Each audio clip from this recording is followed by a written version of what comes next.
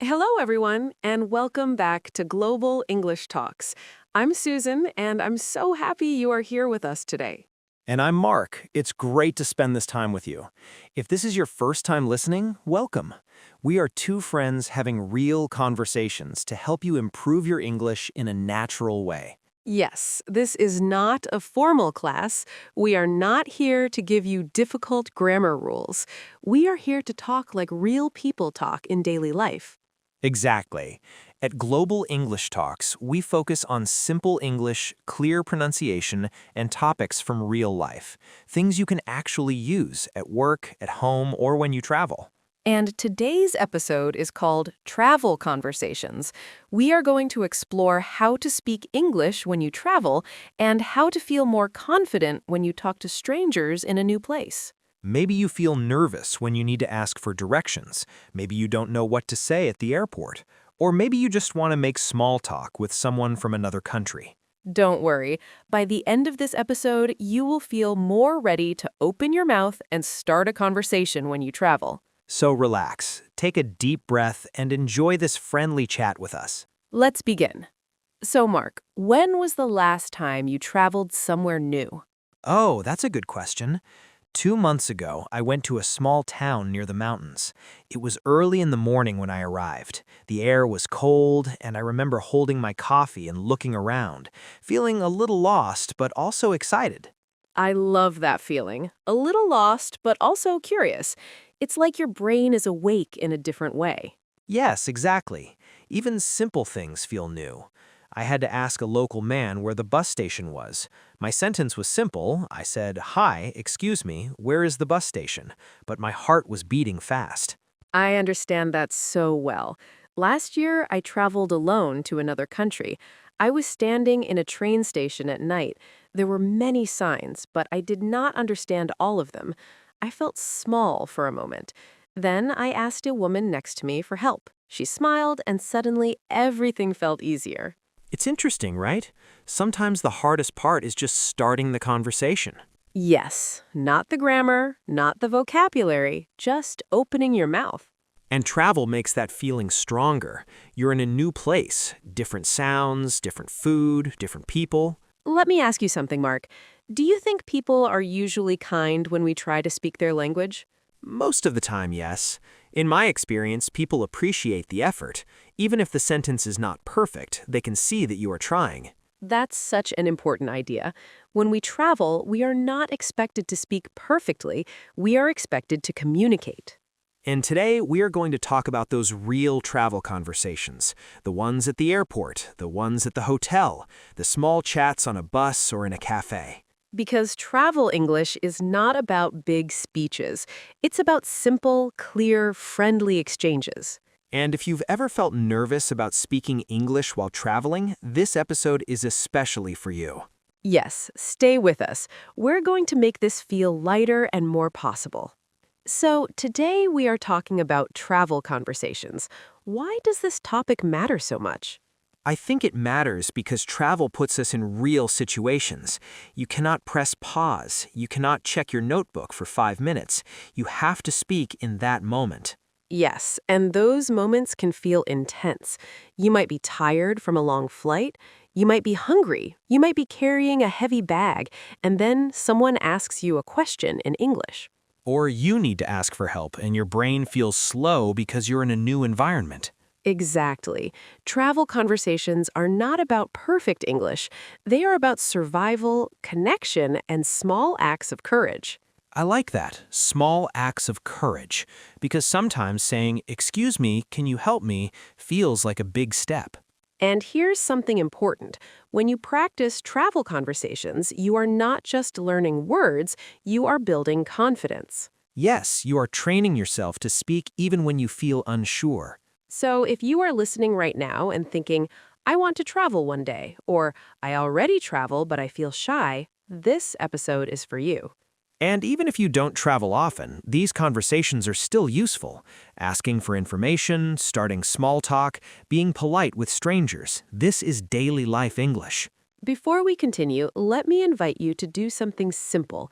As you listen, imagine yourself in a real place, maybe at an airport, maybe in a hotel lobby.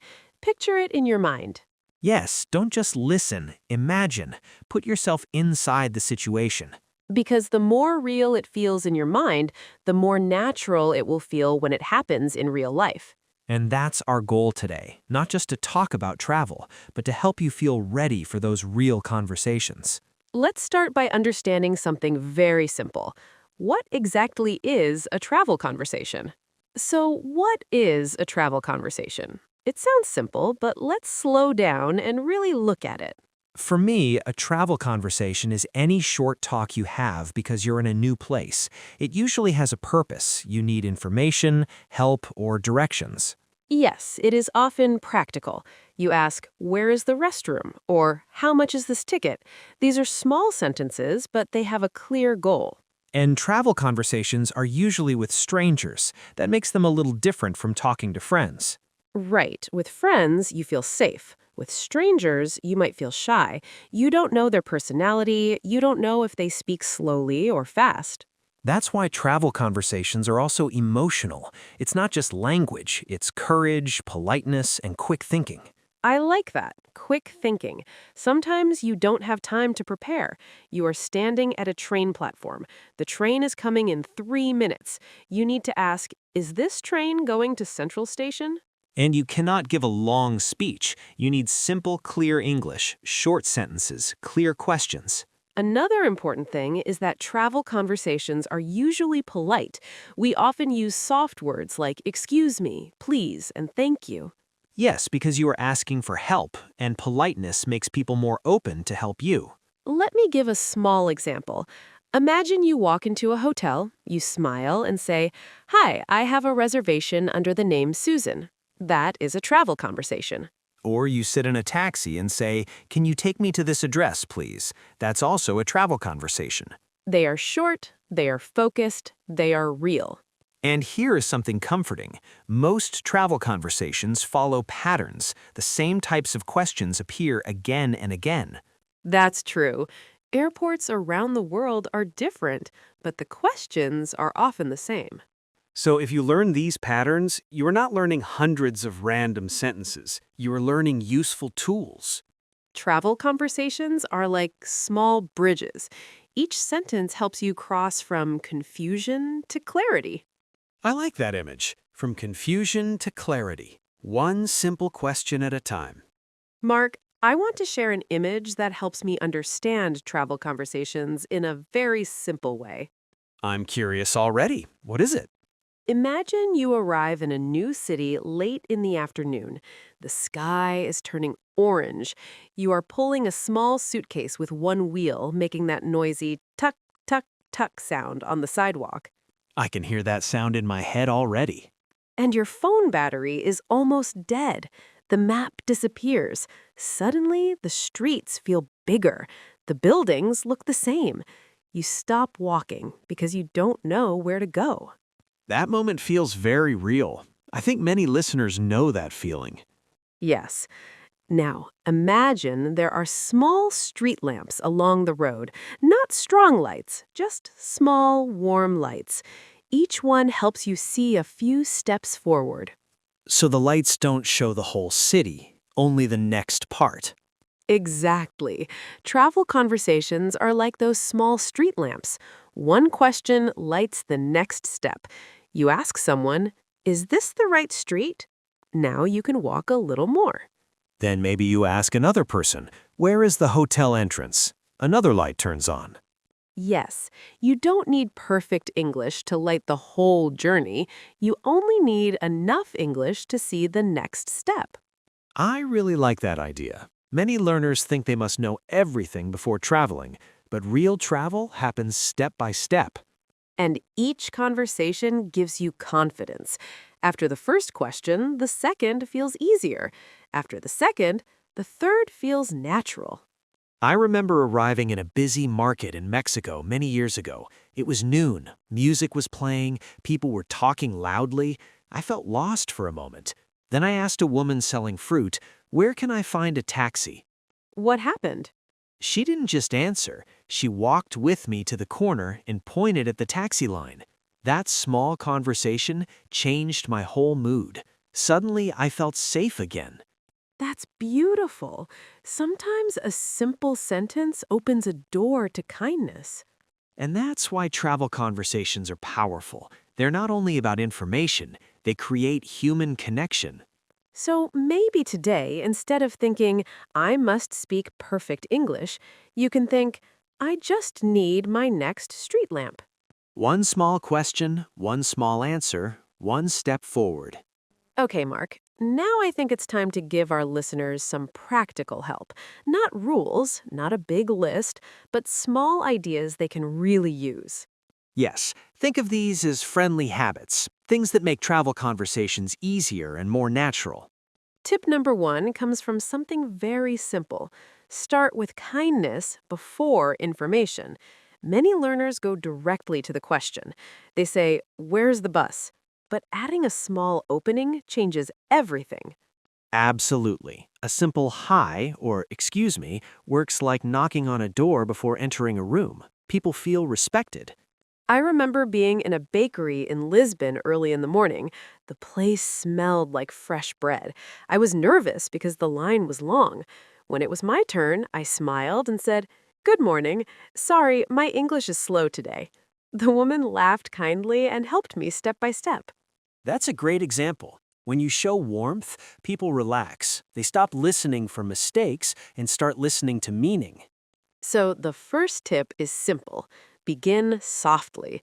A greeting is a bridge. Tip number 2 is about short sentences. Many learners try to explain too much. Yes, they build a long story when only one sentence is needed. Imagine you were at an airport counter. You don't need to say, hello, I traveled for many hours and now I am worried because maybe my suitcase is missing. You can simply say, hi, my bag didn't arrive. Short sentences are strong. They are easier to understand and they reduce stress. I once saw a traveler in Rome trying to explain directions using very long sentences. The worker looked confused. Then the traveler stopped and said, train, Florence, which platform? Suddenly, everything worked. Sometimes fewer words mean clearer communication. Tip number 4 is something many people forget. Use your body language. Oh, yes, travel English is not only spoken English. You can point to a ticket, show a photo, use your hands, smile. I asked for vegetarian food once in a small restaurant in Thailand. I didn't know the local language well, so I pointed at vegetables on another table and smiled. The waiter understood immediately. Humans are very good at understanding gestures. Communication is teamwork. And tip number 4 might surprise some listeners. Don't be afraid to repeat yourself. That's important. Many learners think repeating is embarrassing. But repetition is normal. Noise exists, accents exist, people misunderstand even in their native language. I remember standing outside a subway station in Chicago during rush hour. Cars were loud. Someone asked me something, and I said, sorry, could you repeat that? 3 times. And that's okay. Yes, asking again shows you care about understanding. So, remember these 4 ideas. Start kindly, keep sentences short, use gestures, and repeat without fear. Travel conversations don't require perfection. They require openness. Mark, I want to talk about something important now. Rest. Rest during travel? Yes, because many people think that when they travel, they must be active all the time, see everything, do everything, speak perfectly every moment. That's true. Travel can feel like a race. Wake up early, walk all day, talk to many people, take photos, move fast. And when you're tired, your English feels slower, your brain feels heavy. I remember arriving in New York after a long overnight flight. It was 6 a.m. I had not slept well. I went to a coffee shop near my hotel. The barista asked me a simple question, for here or to go, and my brain stopped working. Oh no. I just stared at him for 2 seconds, not because the English was hard, but because I was exhausted. That's such a real moment. Sometimes it's not about language level, it's about energy. Exactly. Rest is not wasting time. Rest protects your ability to communicate.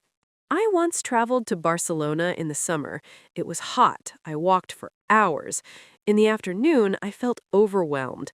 Too many sounds, too many people. My English felt messy, so I went back to my hotel room and rested for 1 hour. And did it help? Completely. After that short break, I went out again. I ordered dinner with confidence. I even started a small conversation with a woman at the next table. That's a powerful lesson. Rest is like charging your phone. If your phone has 1% battery, you cannot use the map, take photos, or send messages. And if your mind has 1% energy, it's harder to listen and speak clearly. So when you travel, give yourself permission to pause. Sit on a bench, drink water, breathe slowly. English flows better when you are calm. And remember, you don't lose progress when you rest. You prepare for your next conversation. Travel is not a test, it's an experience, and experiences need space to breathe. Now it's time for our tiny word tour. These are small words and phrases you will often hear when you travel. Yes, and we will explain them slowly and clearly. Let's start with the first one. The first word is reservation. A reservation is when you book something before you arrive. For example, you call a hotel and say, "I would like to reserve a room for 2 nights." When you arrive, you can say, "I have a reservation under the name Mark." This word matters because hotels, restaurants, and even some tours use reservations. If you know this word, you feel more prepared and organized. That's a very useful one. The next word is boarding pass. A boarding pass is the paper or digital ticket you need to enter the airplane. After you check in at the airport, they give you a boarding pass. You might say, "Excuse me, where can I get my boarding pass?" This word is important because without it, you cannot enter the plane. It's one of the most common airport words. Yes, airports have their own vocabulary. The third word is luggage.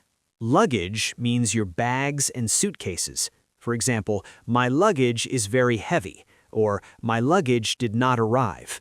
This word is useful because problems with luggage happen sometimes. If you know this word, you can explain your situation clearly. Very practical. The next word is directions. Directions are instructions about how to go somewhere. For example, "Can you give me directions to the train station?" Or someone might say, "Go straight, then turn left." Directions matter because when you travel, you are often in new streets. This word helps you ask for guidance. I love that one. Okay, number 5 is available.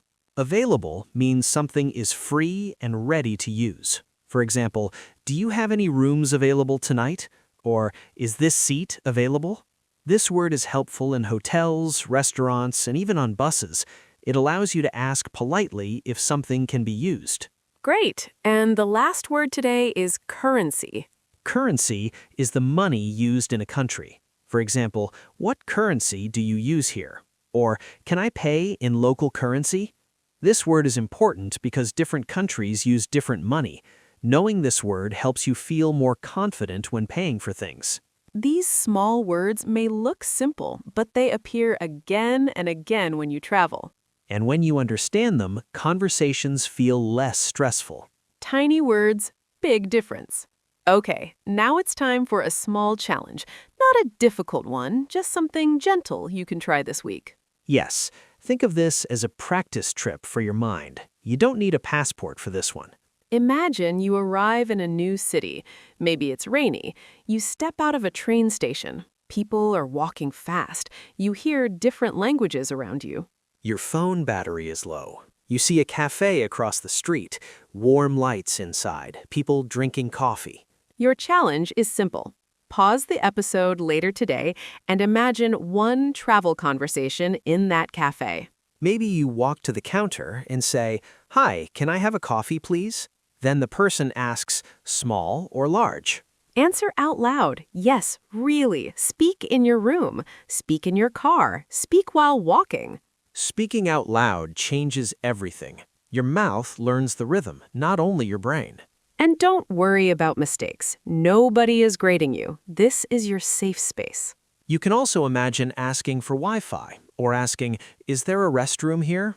Try to feel the moment, hear the sounds, imagine the smell of coffee. Maybe you feel a little nervous at first. That small, nervous feeling is good practice because real travel conversations also come with emotion.